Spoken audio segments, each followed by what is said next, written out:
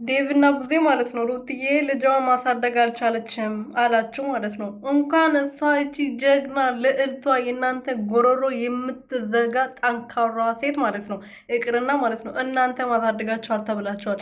እናንተ ልክስክሶች ለራሳቸው ህይወት የሌላችሁ እናንተ እኮ ይህን አሁን አንድ ቀን ከሩቲ አጠገብ ርቃችሁ አንድ ሳምንት ብትቀመጡ በራሳቸው አይዲያ መጣችሁ። አንድ ቀን የእሷ ስም ሳጠሩ እስቲ እናንተ እውነት ወንድ ናችሁ? አዎ እናንተ እውነት ወንድ ናችሁ። የራሳችሁን ሳትኖሩ የራሳችሁ ልጅ ሳታሳድጉ የሰው ልጅ ለማሳደግ በቃችሁ አይደለ? ዛሬ ደግሞ እስቲ እውነት እናንተ ወንድ ናችሁና አንድ ቀን ወይም ደግሞ አንድ ሳምንት የሩትዬ ስም ሳትጠሩ በራሳችሁ አይዲያ ነውና ቪዲዮ ስሩ።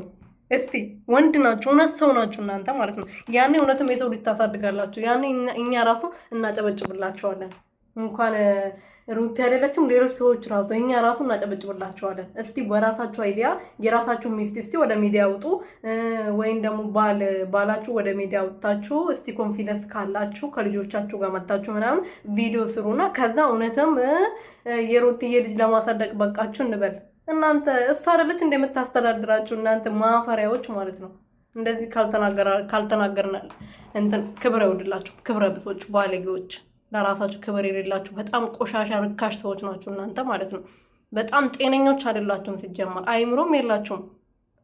አይምሮ ቢኖራችሁ ቢሆንማ ሩትዬ ያ ሁሉ ያያችበትን ያ ሁሉ መከራ ያ ሁሉ ስቃይ ያሳለፈችበትን ልጇን ትሰጠናለች ብላችሁ ደፈራችሁ ራሱ ኪሳችሁን እጃችሁ ከታችሁ በኮንፊደንስ ራሱ እሷ ቤት መሄዳችሁ በጣም የሚያሳፍርና በጣም ቆሻሻ ስራ ነው የምር።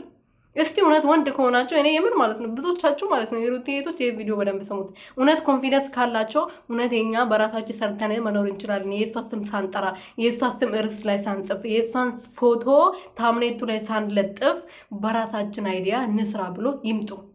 እስቲ ዴቭ የሚባለው ሰውዬ ወደ ሚዲያ ከመጣ ብዙ ከተከፈለተለት በኋላ የሩትዬ ስምና የሩትዬ ፎቶ ያልተለጠፈበት ገብታችሁ ቪዲዮ ላይ የቡዜንም እንደዛ የአብርሃምንም እንደዛ የሩትዬ ፎቶና እርስ ወይ ስም እርሱና ታምሌቱ ላይ ራሱ ባይነው ውስጥ ገብታችሁ የሩትዬ ስም ትሰማላችሁ። የትኛው ቪዲዮ ላይ ገብታችሁ ማለት ነው። እና በራሳችሁ ኮንፊደንስ ካላችሁ የራሳችሁ አልፋችሁ የሰው ልጅ በዛውም የሩትዬ ልጅ ለማሳደግ በቃችሁ። በጣም የእናንተን እኮ እንዴት እንዳሳደጋችሁ ወይም ደግሞ በምን እንዳሳደጋችሁ እያየን አይደለ? በሩትዬ እኮ ነው ቤታችሁን ራሱ የምታስተዳድሩት። ጉሮሯችሁን የማታና የጠዋት ቁርሳችሁን ራሱ የምትበሉት በሩትዬ መሆኑን እናውቃለን። ማፈሪያዎች